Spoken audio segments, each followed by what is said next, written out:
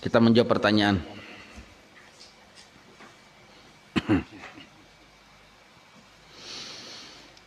Pertanyaan nomor 1, pertanyaan orang yang pertama nomor 1, ada 3 pertanyaan lah. Kayak apa cara berakad yang bujur bila menabung tabungan emas di Pegadaian Syariah? Ini karena pegadaiannya syariah, tentu pihak-pihak Pegadaian Syariah sudah melajari ya kalau ada mungkin kada melajari. Jadi turuti apa ujar orang sana. Karena ini Pegadaian Syariah, bukan Pegadaian non syariah. Kalau syariah pastinya paham. Jadi bertanyalah kepada pihak bubuhan Pegadaian Syariah. Mun kita menabung di Pegadaian Syariah tentunya paham. Mun kada paham bapak syariah nanya sebutannya.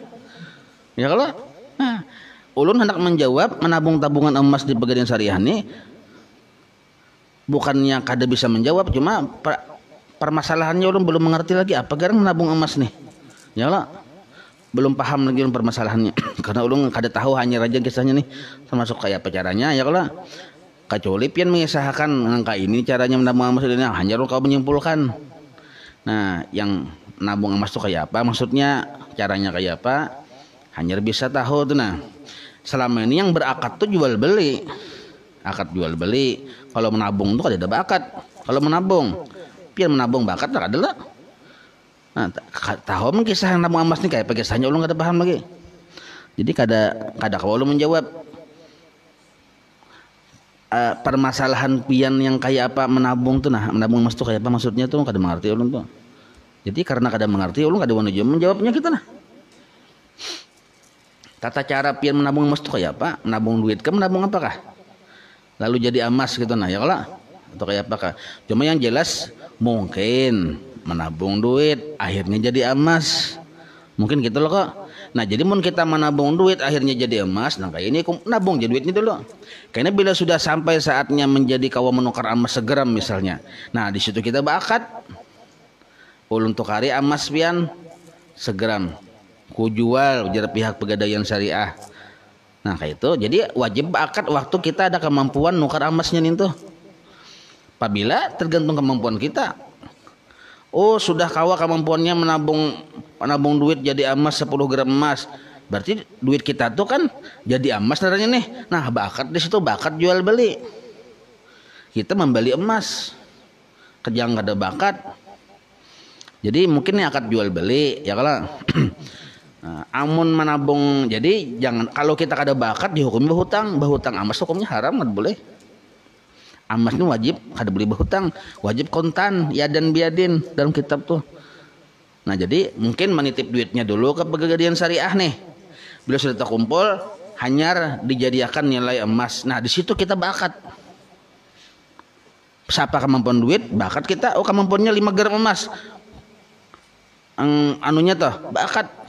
Saya beli emasmu dengan seharga saya beli emasmu 5 gram dengan seharga seini. Saya jual jar pihak Pegadaian. Nah, hanya resah. Jadi itu cara berakad yang bujur bila menabung tabungan di Pegadaian Syariah mungkin kayak itu yalah. Nah itu. Jadi jangan sampai kada bakat kita kalau urusan emas bila menjulung duit timbul jadi emas apabila bakatnya. Nah itu tadi. Jadi kayak itu tuh. Insyaallah Bun Syariah paham nih. Paham jadinya. Kayak apa bila orang haid melajari kanakan mengaji Quran sedangkan kita guru di sekolahan tika Al-Quran. Guru tika Al-Quran itu biasanya Iqra ada jilid 1 sampai jilid 6 ya lah. Nah itu di jilid 6 itu aja kebanyakan yang ada Al-Qurannya ya lah. Nah maka kayak ini caranya kita membaca Qurannya tadi, membacanya tadi nih, amun menjapainya jangan juga, kada boleh orang haid menjapai kalau nya Quran lah. Nah maka membacanya tadi niatakan zikir. Kita membaca Quran tadi melajari kanakan tuh kalau nya Quran yang dibaca niatakan membaca zikir. Jadi boleh aja kada bapak, walaupun kita haid melajari kanakan mengaji tetap boleh. Kada apa-apa, cuma kan di sekolahan juga jangan di masjid. Melajarinya di masjid kan berarti kada boleh pulang karena berdiam di masjidnya kada boleh. Itu nah. Jadi ada beberapa permasalahan ini di sekolahannya, di sekolahan ada di kan masjid di higanya ada sekolahan biasanya. Mun di sekolahannya aja tata masjid kada apa-apa, mun di masjidnya kada boleh masuk orang haid. Kayak itu. Jadi melajarinya bang melajari, jadi tetap bisa aja walaupun yang dibaca Quran tapi niatakan itu zikir.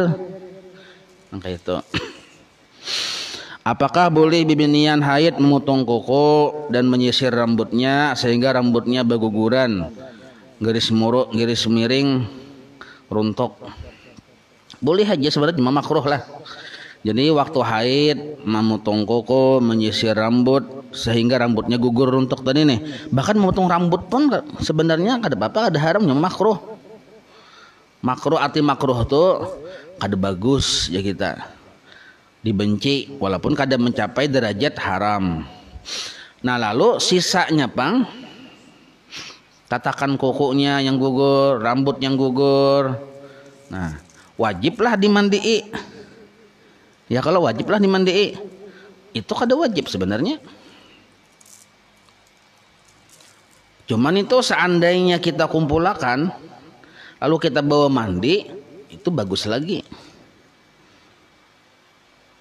Tapi seandainya kita ngalih mencari, kan ngalih loh nih. Amun mengitip kuku kan kitip gawiannya makruh nih. Tapi kalau dikumpulkan kukunya kan kawan nih. Nah, kumpulkan. Dibasuh juga waktu bawa mandi juga bagus juga nang kayak itu. Cuma nih ada kinapian yang rambut kita kada sadar waktu kita belum mandi wajib nih. Tak gugur, baik laki-laki mun bini-bini kan ngalih meitihi mencari ya kalau. Kemana mencari rambut yang tadi ya kalau banyak nih. Bisa di kamar kah, di dapur kah, di manakah? Nah itu kada apa-apa, kada usah dicari, kada apa-apa. Sah aja lah mandi wajibnya, sah aja. Hukumnya apa kayak apa? Kada berdosa, nya makruh aja nih tuh. Kada berdosa, ada apa-apa.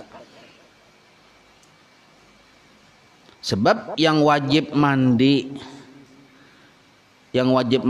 nih tuh, yaitu yang mana tabawa kita sembahyang. Itu yang wajib mandi wajib.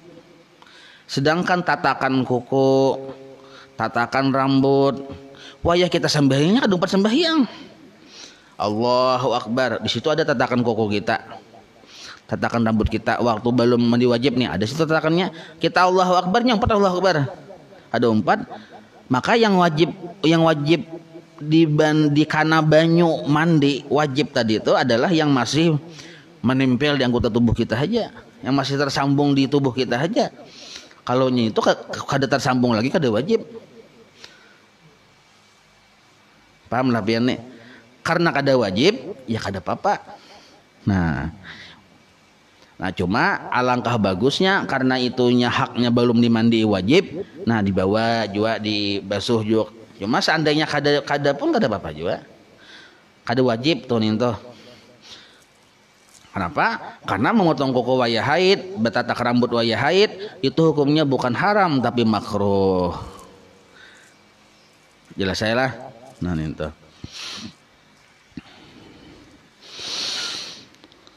Pertanyaan orang kedua. Mama abah ulun ini sudah tua, gagaringan. Mun melaksanakan ibadah puasa kada kawa. Mangkada di waktu lain pun kada kawa juga. Karena garing tadi. Hendak bayar pidyah sidin pun kada mampu juga. Karena miskin. Mun seandainya ulun anaknya yang membayarkan pidyah, boleh kada. Ulun bibinian sudah nikah tapi ulun bagawi. Nah, jadi pas benar. Memang kayak itu. Jadi memang kayak itu. Cuma pian babadah lawan laki kalau pian bini-bini. Kalau laki-laki kada perlu babadah lawan bini. Laki-laki ini kan kisahnya laki-laki berusaha nih. Misal ulun berusaha, ulun bisi mama. Ini kasus pian ini sama mama ulun. Jadi memang kada kawa lagi puasa isiden. Ya kalau kada kawa puasa, nah maka bayar pidyah. Siapa yang membayarkan? Kita si anak yang membayarkan, anak lelakian yang diutamakan membayarkan. Kalau anak lakiannya kada ada, anak bibinian. Tapi kalau anak bibiniannya sudah bisa laki, ibadah lawan laki. Tapi kalau cakannya lelakian kada perlu ibadah. Sebab si lakian tadi yang berusaha. Ada pian kan, karena pian walaupun pian yang berusaha, maka itu disuruh ibadah jual lawan laki. Walaupun itu duit pian. Lah. Nah, sedangkan pian yang membayarkan kakuitan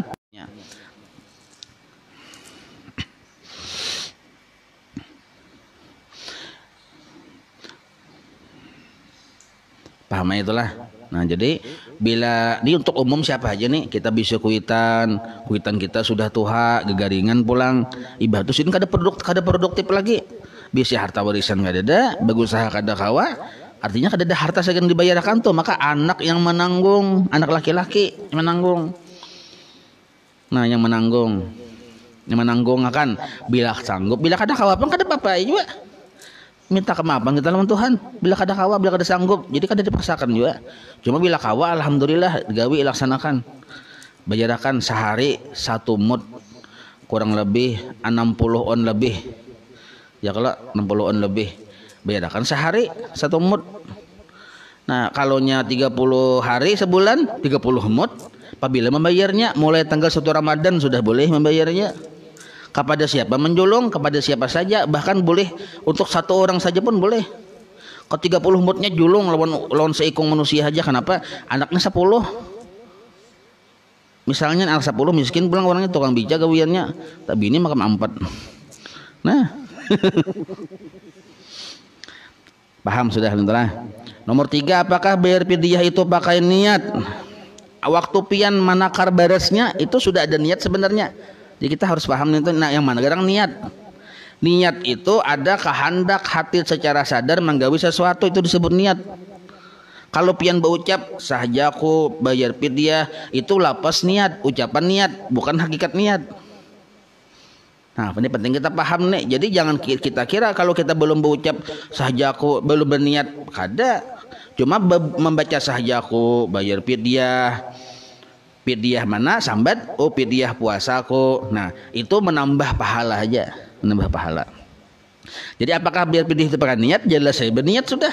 Nah peniatnya kesadaran hati hendak membayar fidyah itu niat kesadaran hati hendak membayar fidyah. Fidyah apa? Fidyah apa yang pian bayari?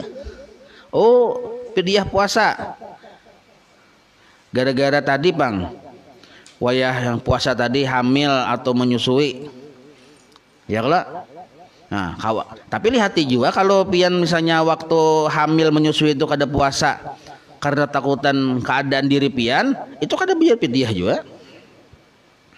Nah cuma tadi mungkin kasus yang di atas tadi nih nah, kuitan sudah kada sanggup puasa lagi bayarkan ke fidyah sih den.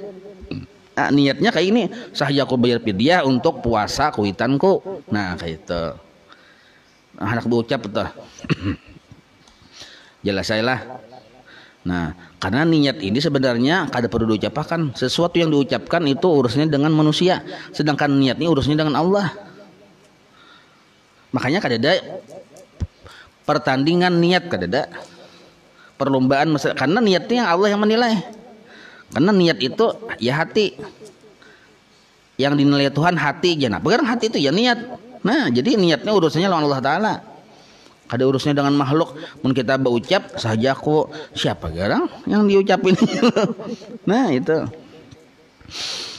Nah jadi ambil yang bagusnya amun pian sudah manakar nukar baras ada betakon orang anak bapak aja bayar fidyah kuitanku segenap pada puasa pang semalam jadi kada kawa aja nah, itu sudah berniat sudah tuh sudah saja. Dan siapa saja yang berhak menerima fidyah fakir miskin orang yang tadi lihat hutang orang hanya masuk Islam apabila 10 tahun yang lalu jangan ada lain lagi sudah tuh 10 tahun yang lalu tuh masuk Islam. Orang-orang yang fakir miskin diutamakan fakir miskin orang-orang fakir miskin yang apalagi ada hubungan darah lawan kita sepupu kita miskin misal mamarina kita nah itu yang diutamakan dan sanak kita miskin itu diutamakan. Misalnya fidyahnya 30 hari 30 hari itu boleh untuk 1 orang miskin dijolong sabarataan boleh atau dibagi-bagi untuk si A si 5 mut untuk si B 5 mut untuk C 5 mut boleh nang itu. Waktu membayar fidyah itu apakah boleh kalau sedang dalam mengqada puasa? Apakah bayar fidyah itu per hari atau digabung sekalian? Nah sudah lo kata deh. Jadi per hari boleh. sehari bayar atau digabung langsung ke 30 harinya langsung misal boleh aja juga.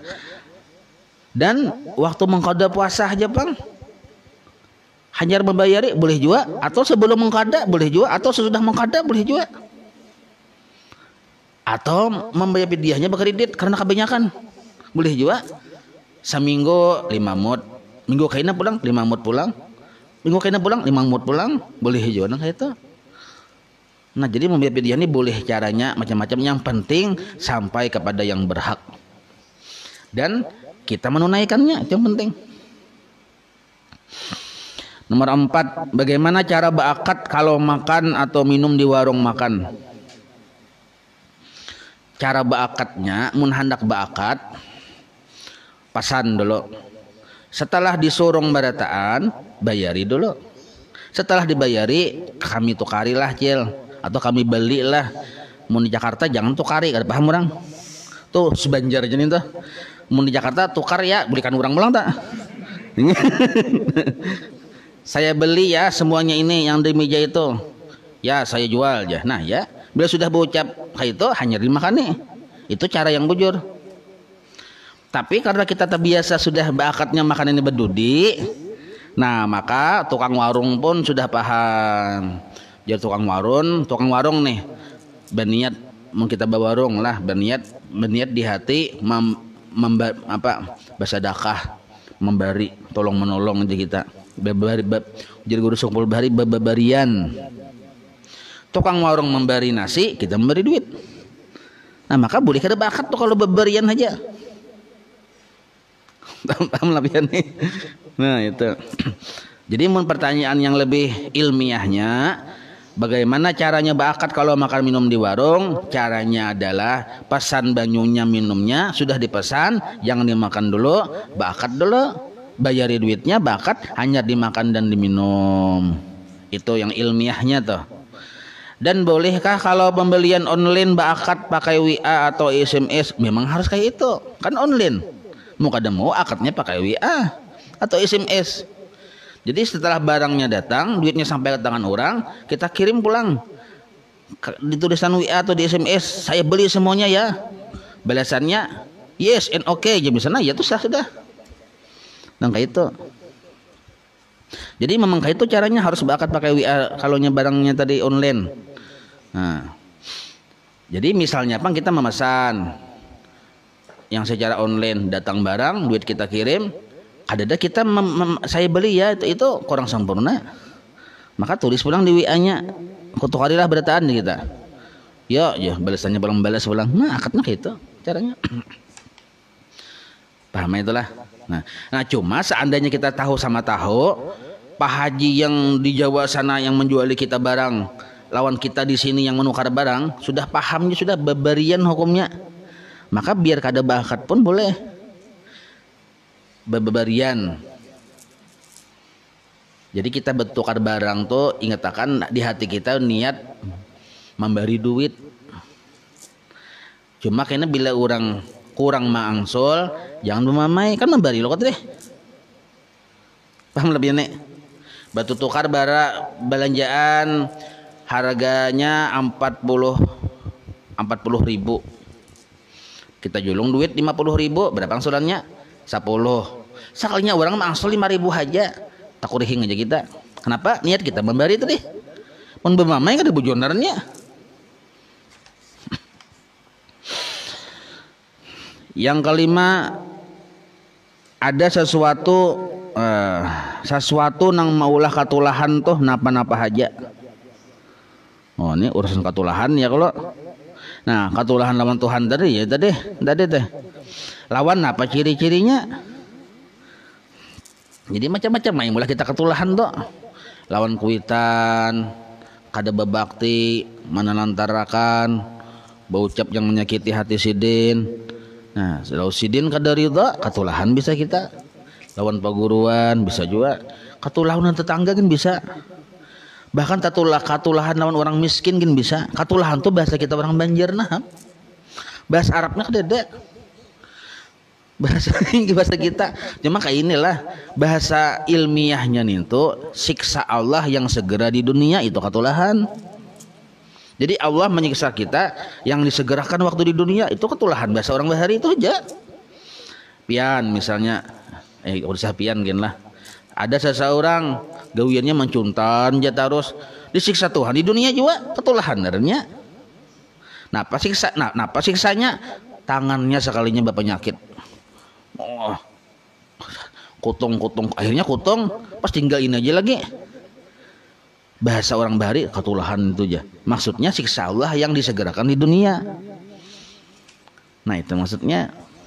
Jadi napa-napa aja macam-macam banyak, karena yang maulah kita dapat siksa segera di dunia itu banyak.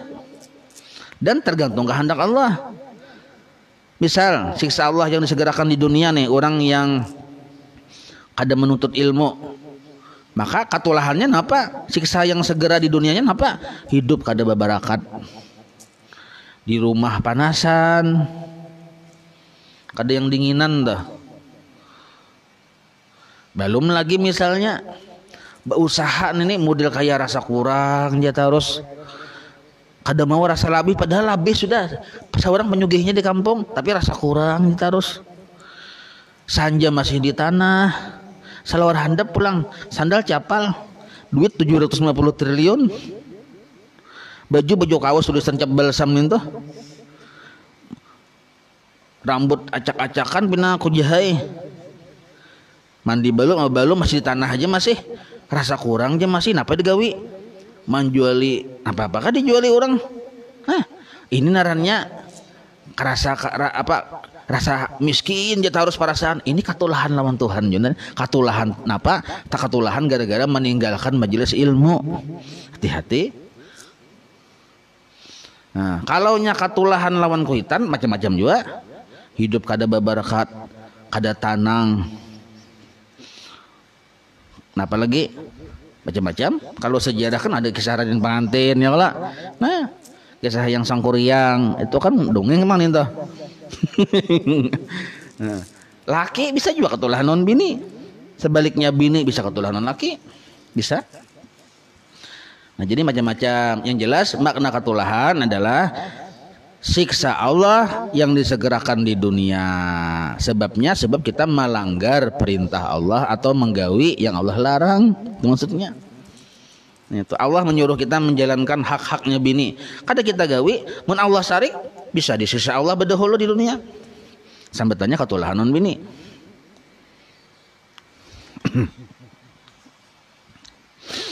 Termasuk yang berbahaya itu ketulahan lawan ulama wali-wali Allah. Karena luhumul ulama sahmun khotilun. Dagingnya para ulama itu seperti racun yang membunuh. Nah maka cuma ujar guru Sukumbul Bahari katulahan yang paling berat. Nah artinya siksa Allah yang paling membahayakan su'ul khotimah itu aja. Kalau nyasak buris parut, muntah darah, mata picak misalnya apa itu masih kurang lebih aja. Asalnya sugih jadi miskin masih kurang lebih aja. Tapi kalau su'ul khatimah maka su'ul khatimah itu yang membahayakan. Mati kada kawa mengucap la ilaha illallah gara-gara di hati menyimpan benci hiri dengki dengan para ulama kan misalnya, atau berpikir hendak menyakiti. Nah ini membahayakan. Itu aja tuh.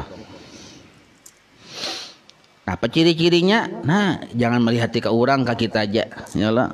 Kalau kita itu ciri yang cirinya kita takun cirinya ya. Kalau cirinya jujur guru Bahari ada cirinya. Nah kita sasain kulir beribadah tuh ciri ketulahan.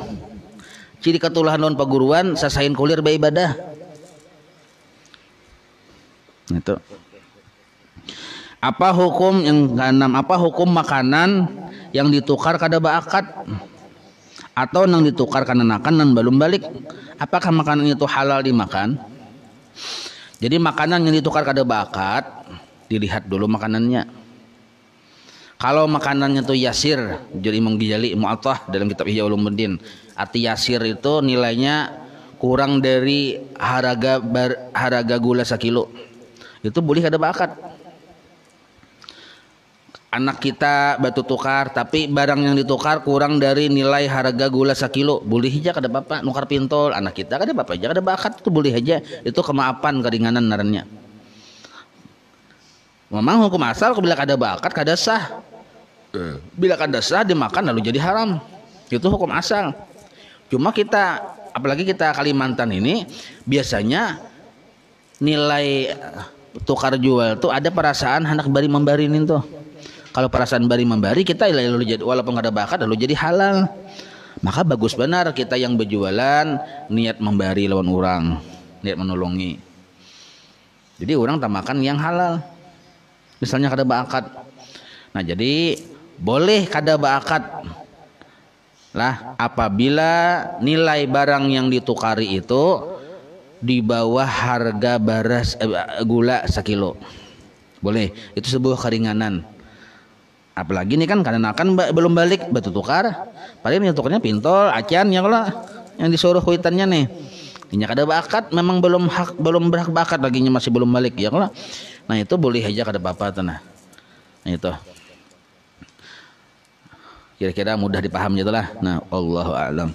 Ya Rabbi bil Mustafa balligh maqasidana waghfir lana ma madha ya wasi'an karami ya Rabbi bil Mustafa بلغ مقاصدنا واغفر لنا ما مضى يا واسع الكرم يا ربي بالمصطفى بلغ مقاصدنا واغفر لنا ما مضى يا واسع الكرم وصلى الله على سيدنا محمد وعلى آله وصحبه وسلم والحمد لله رب العالمين.